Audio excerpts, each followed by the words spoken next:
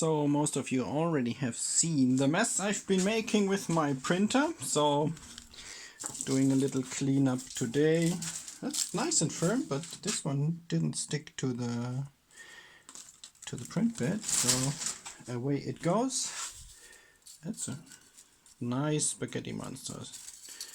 Very good. Again, and more come out there. Yep. More strings attached.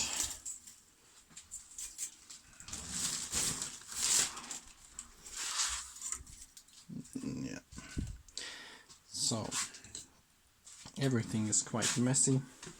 I'm not dealing with this mess tonight. I'll be preparing some some models for friends I'll be printing, and perhaps we can see some of the rainbow filament I'm using.